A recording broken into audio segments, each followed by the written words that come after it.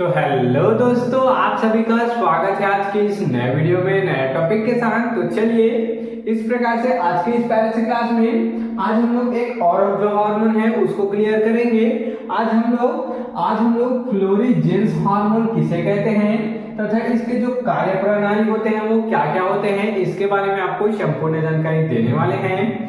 तो चलिए बिना किसी समय गंवाए आज एक और पादप हार्मोन कौन सा फ्लोरीजेंस हार्मोन को जल्दी से समझने का प्रयास करते हैं। तो आइए सबसे पहले देख लेते हैं। यह एक पुष्पन हार्मोन होता है। यह एक क्या है? पुष्पन हार्मोन अर्थात पुष्प में पाया जाने वाला हार्मोन होता है जो कि पौधे के फूलों के खिलने की प्रक्रिया को प्रेरित करता है। एक मिनट, यह जो है हार्मोन वह पुष्पन अर्थात फूल में नहीं पाया जाता है, जबकि पुष्पन की क्रिया को बढ़ाने में मदद करता है अर्थात उसको प्रेरित करता है। किसके लिए? पौधों में जो फूल होते हैं उनको खिलने की प्रक्रिया को क्या करते हैं? प्रेरित करते हैं या फिर बढ़ा देते हैं। इतना बात क्लियर हुआ।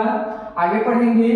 यह पत्तियों में बनता है। ये जो फ्लोरीजेंस हार्मोन है ये किनमें बनता है? पादप के पत्तियों में इसका निर्माण होता है।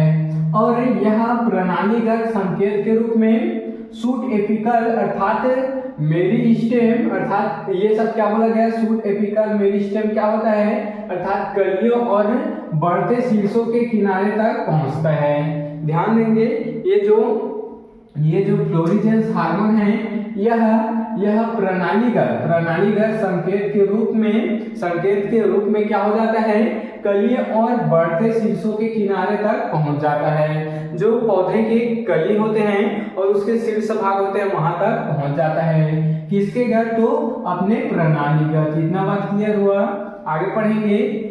जहां यह पुष्प संक्रमण को आरंभ करता है, यह कहां पहुंच जाता है? शीर्षों के किनारे पहुंच जाता है और कलियों में पहुंच जाता है और वहां जाकर यह संक्रमण को क्या कर देता है? आरंभ कर देता है। पुष्प संक्रमण को आरंभ कर देता है अर्थात पुष्प उससे क्या हो जाते हैं? नष्ट हो जाते हैं या फिर संक्रमित हो जाते हैं। आगे पढ़ेंगे। इसे फूल खिलने वाला हार्मोन देख सकते हैं, इसको और एक नाम से जाना जाता है। इसे फूल खिलने वाला हार्मोन या फिर पुष्पी हार्मोन के नाम से भी जाना जाता है। इतना बात क्लियर हुआ, क्योंकि ये क्या करते हैं? पुष्प को बढ़ने में और भी उसको प्रेरित करते हैं। इतना बात क्लियर। या फिर उस प्रक्रिया को प्रेरित करते हैं। किस प्रक्रिया को? तो पुष्प के खिलने की प्रक्रिया को। इस कारण इसको फूल खिलने वाला हार्मोन या फिर पुष्पी हार्मोन भी कहते हैं। इतना बात क्लियर हुआ। आशा करता हूँ आपको क्लियर हो गया होगा। इसमें क्या है? कुछ भी नहीं है। ये जो फ्लोरीजेंस हार्मोन है यह एक पुष्पन हार्मोन है जो कि पौधों के फूलों को खिलने की जो प्रक्रिया उसको प्रेरित करता है। यह पत्तियों में बनता है। और याद रखेंगे यह जो कार्य प्रणाली है वह कलियों और उसके शीर्षों के किनारे तक पहुंचता है। ये जो कार्य प्रणाली है इसमें जो हार्मोन है वह कहां तक पहुंचता है? कलियों और शीर्षों के किनारे तक पहुंचता है। और आगे क्या बोला गया? जहां पुष्प संक्रमण को आरंभ करता है। जहां जो पुष्प है वो संक्रमण को आरंभ करता है, इसे फूल खिलने वाला हार्मोन या फिर पुष्पी हार्मोन भी कहते हैं। इतना बात क्लियर हुआ।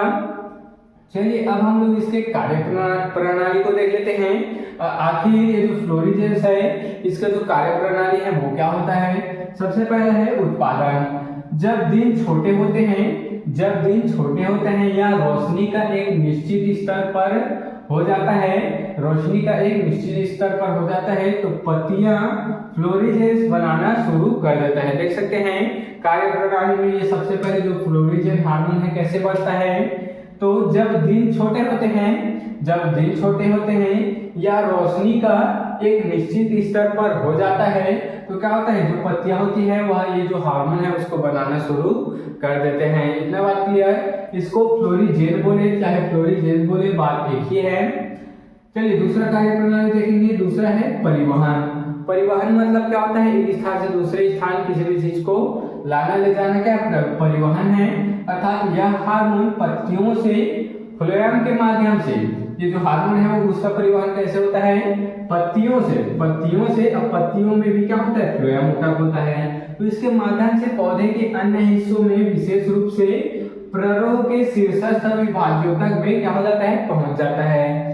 इतना बात क्लियर हुआ। चलिए लास्ट देखेंगे हम लोग। लास्ट है प्रभाव।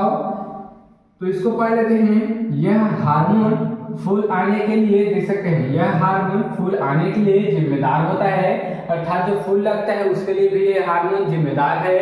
फूल खिलने की प्रक्रिया को प्रेरित करता है, शुरू में ही पढ़े थे।